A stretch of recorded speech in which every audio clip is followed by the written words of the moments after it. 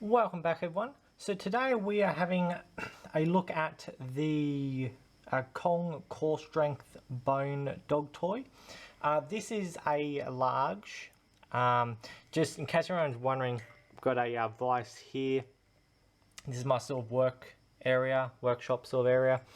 But I ended up cutting this up like this. This is I've had this for a fair few months.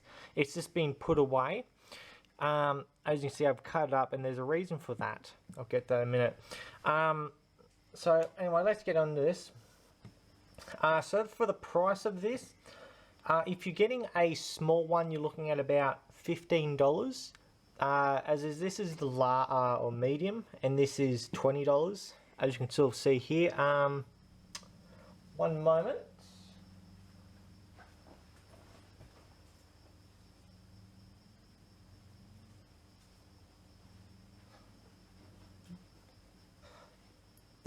Had a quick look for a oh, never mind, I've got some measuring tape here. One moment, everyone. So for the actual size of it, you're looking at about 18 centimeters, give or take. Just about 18 centimeters for the medium one. At least I'm quite sure this was the medium one. So for how long it lasts, I've had these twice. When my dog was younger, they lasted about a week. This one lasted only like a day, or less than a day. But as you can see here, bring this up here, that is what he did. I'm just going to take that off. You can see here what he did to it. Now, this here is the other part to it. I don't know how well this will ever also show up. Trying to think how that goes. I think it's like that.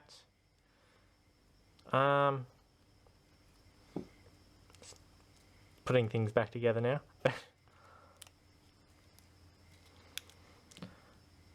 And that's like that. So as you can still see, that's what he did. Now, obviously, the reason why I took this off of him is, well, obviously, well, the green rubbery bits, like that's soft rubber. The black rubber, that's pretty strong rubber. As you can see, it does not break easily. It's pretty sturdy stuff. That's meant to be, I think, the reinforced core or something. There is also a ball. I brought in one of them. I'll be doing a review on that as well soon enough. If it's good if it's good for aggressive chewers like him, no, not really. It does say on the thing for light to medium chewers. I will say that it does actually have that, so it does not say anything about aggressive chewers. And again, if you're wanting stuff for like your aggressive chewers, get a Kong. I've done a review on them as is. They're wonderful, but we're not reviewing that one. We're looking at the Kong bone at the moment. Is it safe to leave your dog? It depends. It all depends. Obviously, again, if your dog starts to chew it off like this, take it away immediately. Although I would probably say if you're going to, go get the small one, because obviously it's kind of a waste. Like, I know, you know, I've cut this off, but, you know, seeing this is already destroyed here, he's obviously going to go straight for this. He's behind me, well, he's looking over at me now, because he knows I've got the toys over here. But obviously, seeing this is destroyed, because obviously you'd think, you know, once it's destroyed, you'd think they'd go to the next part, but no, they just continue on the broken bit. So that's why, obviously, if your dog's an aggressive chewer or he or she starts destroying it, take it away off them immediately and, well, chuck it. I did the first one, try to start melting this rubber, because I thought maybe I could melt it over the top of it and sort of, in a sense, extend its life sort of thing over the few hours of the day that he was chewing on it. Didn't work. All it did was just like, didn't actually melt it over it. What I was wanting is just sort of actually just stuffed it more. the first one I had, but as is the first one I had, he was probably like 5 months old, and that, so he's a fair few of that 3 or 4 months older now, so you know they don't last very long, and that. But yeah, as is, if it's, like I say, it all depends if it is safe to leave with them. You know, obviously if it's you know, if your dog's, like I say, if your dog's not a major chewer, like I'll be talking about with the ball next time, you know, if they don't really chew it, it's fine to leave with them. If you've got something like small, like on any small breed of dog, you probably have a better bet with that than that. And overall, with the out of 10 dog paws, I'd probably give this a 5. Now, I don't hate it, but I don't love it either.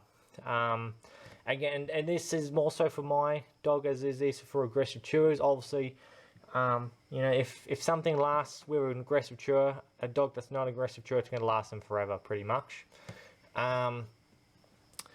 And that, and there will be some other brands I'll be looking at. And just actually a side note, actually, I forgot to say this, which I always try and remember to say this every video.